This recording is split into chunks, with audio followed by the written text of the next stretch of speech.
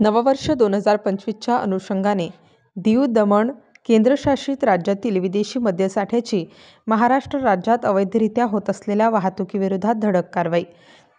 निरीक्षक राज्य उत्पादन शुल्क विभागीय भरारी पथक नाशिक विभाग नाशिक या पथकाने दिनांक 5 जानेवारी 2025 रोजी भांगेबाबा मंदिराजवळ जव्हार त्र्यंबकेश्वर रोड आंबोली घाट अंबाई शिवार तालुका त्र्यंबकेश्वर जिल्हा नाशिक या ठिकाणी वाहन तपासणी सापळा रचून महाराष्ट्र राज्यात विक्रीस प्रतिबंधित तसेच दीव दमण राज्यातच विक्रीकरिता असलेला रुपये 15,39,200 किमतीचा मुद्देमाल व 2 आरोपीच्या ताब्यातून 4 चाकी वाहन जप्त करण्यात आले.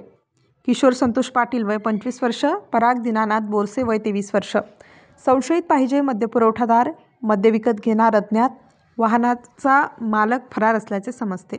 सदरची कारवाई माननीय श्री डॉक्टर विजय सूर्यवंशी साहेब आयुक्त राज्य उत्पादन शुल्क महाराष्ट्र राज्य मुंबई, माननीय श्री प्रसाद सुर्वे साहेब संचालक अवध महाराष्ट्र राज्य मुंबई, माननीय उषा वर्मा मॅडम विभागीय उपायुक्त राज्य उत्पादन शुल्क नाशिक विभाग नाशिक यांच्या मार्गदर्शनाखाली करण्यात आली.